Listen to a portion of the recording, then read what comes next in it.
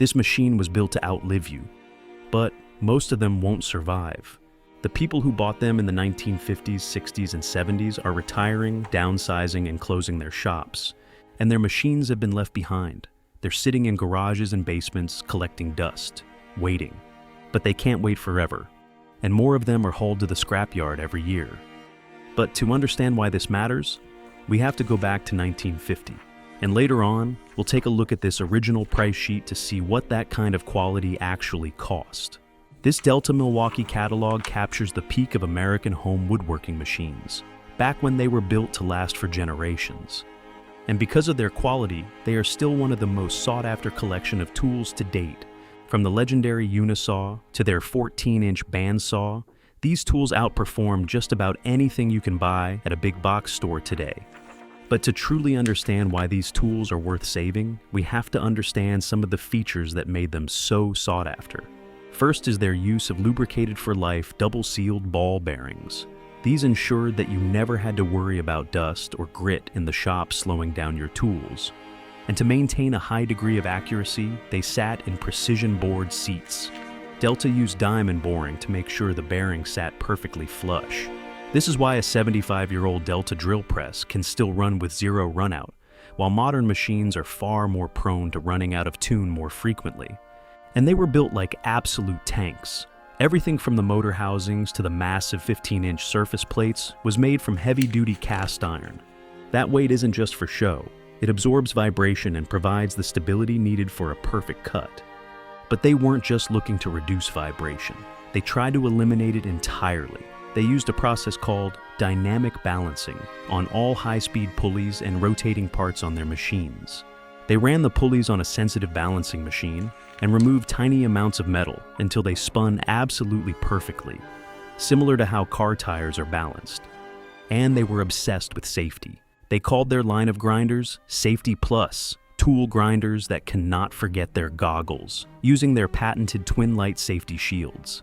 And they didn't just claim these guards were safe, they literally tested them by hitting the grinding wheels with a rifle bullet while they were spinning at maximum speeds, just to prove the heavy cast iron guards wouldn't shatter.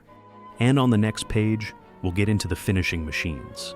They built these sanders with the same level of ruggedness and precision as the rest of their product line. Their 12-inch abrasive disc finishing machine was designed as a high-grade unit, capable of precision mitering and squaring wood or metal parts. And the same goes for their heavy-duty 6-inch abrasive belt finishing machine, which featured an exceptionally heavy main drive shaft, and drums that were machined to perfection. These aren't just sanders, they are precision surfacing tools. And with sanding and finishing comes a tremendous amount of dust. So, of course, Delta designed their own motor-driven dust collection system. They were built to be universal, so you could hook them up to any machine in the shop. And now, we're moving into the part of the catalog that has the tools that truly define Delta's success and gave them the reputation that they still have to this day. To start, we're taking a look at their legendary 14-inch bandsaws. In the mid-1930s, Delta invented a compact bandsaw that would become the industry standard.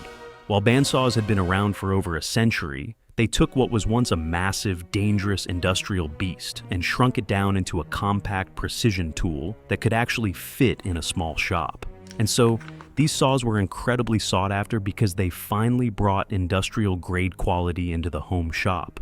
And as we discussed with their other tools, they weren't just tough, they were highly precise too. And to this day, most modern compact bandsaws are just cheap clones of this exact Delta Milwaukee design. And now for the tool that is in the most danger of extinction, the heavy-duty cast iron beast that has made itself a reputation for being arguably the best table saw ever made, the Unisaw. They are big, they are incredibly heavy, and if you set them up with an outfeed inside extension table, they eat up a massive amount of floor space in a home workshop. But their heft is a big part of the reason why these machines are still so legendary. Delta built these to be hardcore production machines, capable of ripping through hardwoods and large sheet goods with ease. And at the heart of the Unisaw is a heavy-duty precision machine steel arbor that is so precise that a Unisaw from 1950 can still spin dead true today, cutting smoother than saws rolling off the assembly line right now. Add that with the scientifically ribbed cast iron table and the massive trunnions beneath it, and you get a machine that absorbs vibration like a sponge. So much so that these old tools can still pass the nickel test, where you run a saw with a nickel standing on its end without it moving. And Delta offered several other models of table saw, most of which were somewhat lighter duty and with less cast iron to weigh them down, making them more portable and less expensive. But for the person who didn't have the space but really wanted a heavy-duty cast iron saw that was just like the Unisaw, Delta came out with their model 34265, which is affectionately referred to as the Unisaw Junior. It was the smaller, more compact brother to the 10-inch Unisaw. It carried the same DNA, the same commitment to accuracy, and the same heavy cast iron sole, but in a footprint designed for the home shop that didn't have room for a full industrial setup. But while these are a great alternative for people who are looking for a smaller, industrial quality saw today, there were far fewer of these sold, and so they are much harder to find versus a full-sized Unisaw. But regardless of the model, the craftsmen who bought these saws brand new back in the 1950s, the people who are retiring and downsizing right now, knew exactly what they were getting, and they paid a premium for it. They knew that they were buying tools that would serve them for a lifetime without fail, and that they could live on to serve many generations after them. And now, as promised, here are the prices. In 1950, these tools represented a massive investment. Their highest-end bandsaw sold for a whopping $214.70, which is around $2,900 today. And the legendary Unisaw, $234, which would be over $3,000 today.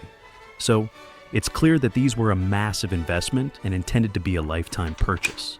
So, the next time you see one of these old machines at a garage sale or on Facebook Marketplace, don't just scroll by. It's worth the effort to dig these out of the old workshops. Because if they sit too long, they will eventually have to go to the scrappers. And just because these saws are heavy, don't assume that you need a ton of heavy-duty expensive equipment in order to take them home.